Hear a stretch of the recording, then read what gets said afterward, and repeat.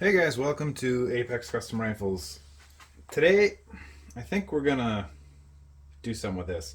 So this is a brand new, right out of the box, Remington 700 ADL in 6.5 Creedmoor.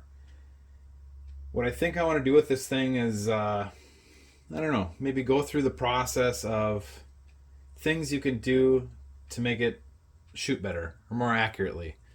So I think what I want to do is start out with just the way it is, throw a scope on there, go out and shoot it, and see how it does and start changing things from there and see what we get as we change things along the way.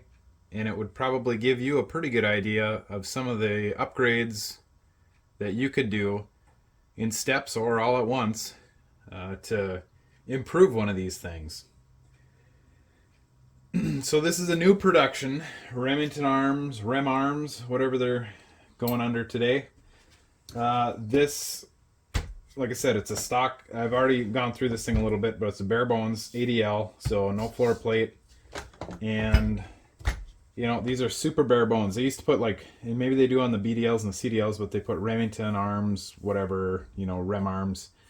All it says is Remington, Ilion, New York. So this is still a New York gun before they moved recently. And 6.5 CM, not even Creedmoor on there. And then no other, just a few date marks on there for Remington stuff. And then, of course, the serial number and everything on the receiver. I took this thing apart and I looked at it already. We went down and looked in the bore. And as you can see here, they're... So these are little... I don't want to call them pits, but they're almost like somebody, after they made the barrel, there was fluid in there and it dried in the barrel, causing little tiny micro pits throughout this entire bore. And it's, you know, it's not really what you want to see in a barrel, but being that this gun I think retails for 550 or something like that, $600. I don't know what they are. I got this one on sale through Brownells for 450, so for the price I figured, well, it's an action, and I don't know, we'll see if I regret it or not, but I got the ability to do whatever I want to this thing. But that bore with those little pits in there, it, you know, it's not the best thing, but it's probably not going to matter for the type of barrel this is. And I don't anticipate this barrel anyway, is going to shoot amazing. But who knows? An interesting note here on these, if you look at the lands, they have a little bit of a, I don't know if you want to call them a polygonal rifling, but the rifling is not square, so it's a bit of a trapezoidal type rhomboid. Don't quote me, but flat pyramid shaped lands in there. So they're not 90-degree grooves at the bottom, which is probably easier for cleaning. It's kind of a nifty little thing. That's the first time I've actually looked. I don't look in Remington factory barrels super often, but once in a while. But that's the first time I've noticed that on here. The other thing I noticed when I pulled this out of the box, the bolt face on this thing, well, let me show you some pictures of what it looked like. So basically what happened was they went through and blued this thing, or whatever parkerizing finish they put on it, and they didn't get all the gunk out from under the extractor and everything else, so it just caked in there, and I had to pull the ejector out and clean all that and everything else, so that took a little bit of work. Something you shouldn't have to do with a brand new out of the box rifle, that's for sure. Other than that, I mean, it is just a cheap ADL. It's an inexpensive rifle. They don't pull on the firing control group out here. They painted it. That's interesting. And it does drag in there a little bit. On a competition or a custom rifle, you don't really want that spring dragging in there. So there's some stuff we can do to this down the road if we want to. But other than that, it looks pretty standard 700 bolt there. Alright, so what am I going to do with this thing? I'm going to kind of leave it up to you guys and guide me along as to what I should do with this thing. One thing I did notice, so these ADLs and most of the Remingtons, they have a little set screw right here. And this little set screw, and per the instructions on the manual that you get with this rifle, you can adjust that, and approximately one turn will adjust it approximately 1 pound. Well, I went through and I tested it, and out of the box they say it comes 3 pounds or higher. Well, this guy was 5 pounds, a couple ounces. So, me being me, I figured, well, there's an adjustment there, we can adjust it. So I adjusted it. You loosen it up, and it's supposed to lighten it up. Well, all I could get to was about 4 pounds, 8 ounces. And then the screw actually came out, and there was no more adjustment. So I guess 4 pounds, 8 ounces, that's what you get. And it's a pretty heavy trigger for me. Most of mine are quite a bit lighter than that. My custom rifles all are way lighter than that. So that trigger is probably going to end up going to the wayside at some point in time. But just heads up, if you're going to get one of these, the trigger is going to be about 4+ pounds. So don't rely on a light trigger. But they had issues back in the day, so that's probably why. Couple specs on this rifle. So this is currently a 6.5 Creedmoor. It has a 24-inch 1 1/8 twist barrel, which is good. In looking down the barrel there, they do have a long throat, so they do have it throated correctly for longer. Say you want to shoot 140 plus grain bullets, you can do that with this thing. There is no bedding under this guy. Of course, it is just a Tupperware stock, if you want to call it that, and it just sits in there snugly and no frills.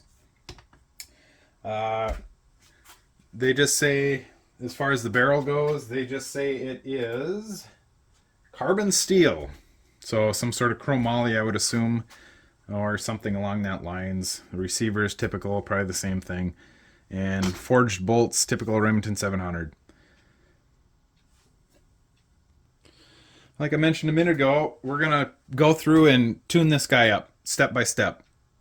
And this might be a little bit of a process because I can't get out and shoot it every day, but I want you guys' feedback. Let me know what to do with this thing, what you want to see done with it. I'm going to start with simple things that just about anybody could do, and then we're going to go up, and we're going to, every time we change something, we're going to go shoot it. But first we got to get a baseline. We'll get a baseline with that barrel, that stock, that everything else. But here is where we're going with it. So in my shop, I have a bunch of stuff. I work on this stuff all the time, so I have a bunch of leftovers. And I was going through my piles, and I got a couple options here. Oh, that fell. Here's a gray bow stock, and this is one I've had here for a long time, and the problem with it is somebody cut it out for a really large barrel channel, like an MTU, or probably even bigger than an MTU. It's bigger than a Sendero even. Actually, I think a Sendero fits okay in here. But it's a short action stock. It's for a 700 type action. The ejection port on the stock here is longer, but that don't matter. We can use that. So this is an option. We could go that direction. The other option, I had a laminate Boyd sitting here, but I figured I just found out it's a long action. I didn't realize that. Here's an old, I believe this is a BDL stock that we had sitting around here. For a short action, we could use this. Again, this I believe, well I know, this was opened up at one point in time for a larger barrel profile. About a 5 or 6 Sporter contour. So, and that one's already been bedded, although I'd have to rebed it and do all that stuff. But we could do that. Put it back to a Remington style. So there's a couple options for you guys to ponder on and let me know. Think about it. And I got a few barrel options here. So I don't know if I want to use this one, but here is a number 3 contour heart. That is a 1 1/8 6.5 twist. So we could go back to a 6.5 Creedmoor. We could do a short action. We could do, you know, a few other things. 6.5 Creedmoor would probably be the easiest thing to do. But that's an option if we wanted to stick with 6.5 Creedmoor. If we wanted to go to a 22 cal, here's an old Schillen barrel. This I believe is a number 5 contour, and this is a 1 9 twist. So we could do something cool like a 22 GT, 22 Creedmoor. I don't need another 22 250, but that's a possibility. I like the idea of a 22 Creedmoor or 22 GT. This barrel would fit actually quite nicely in this Remington stock. It would be a pretty close fit. bad thing about that is I'd have to blue it or parkerize it or something. So that's a chromoly barrel. And the last option, I don't know if it's my favorite option, but we got a 25 cal Excalibur stainless steel Sendero contour. The only downside is this is a 10 twist. So we could do like a 25 Creedmoor, 25 by 47, something like that. Not super crazy about it with the 10 twist, but it's a possibility. So we could take, those are my 3 barrels I got at the moment that I can kind of play with. I have a 7mm barrel, but I think that's gonna go for something else. Or we can get like a Wilson or something, just a cheap barrel. I'm trying to do this all with stuff that I have in my shop here currently. And a couple extra parts I got sitting around here. I got a bunch, I have trigger techs. I got a ton of trigger techs on my shelf here. So here's a primary I just yanked off the shelf. I'll probably put one of these on there just because I have a bunch of them. And this is an old 20 MOA base I had off of something a long time ago. It's a dual purpose, long action or short action, so we'll probably throw that guy in there. And for testing purposes, I got a Leopold VX3 HD that I had sitting around, so I'll probably throw that guy in there and go from there. Alright, so let me know what you guys think. This will be, I mean, I'll take this thing all the way to full blueprinting and everything else if you want me to, but I think, like I said, we'll start out simple and we can go as elaborate as you want. Let me know what you would like to see done to this thing. I think starting off here, I'll have to get the scope mounted and we will take it out to the range. And I think what I'm going to do is I'm going to shoot factory ammo. I'm going to probably buy a couple boxes. I don't shoot a lot of factory ammo, but for this reason, I'm going to buy some factory ammo. And if I can find some that shoots decent in this gun, or halfway is decent, we'll probably buy 2 different boxes. We'll take the better one and we'll work with that. And then I'll also probably try and hand load for this a little bit too, and see if we can get a decent hand load and go from there. Because, you know, some guys will shoot factory, some guys will hand load. So let me know. I'm kind of an open book with this thing. It's not an unlimited budget, but I got stuff sitting around here, and I got the ability to do anything I need to do to this thing. So let me know. And if you know somebody else that would like to watch this journey, shoot them a video and let them know. Sure to like, comment, share, subscribe, and let me know what's on your mind. See you next time. Thanks for watching.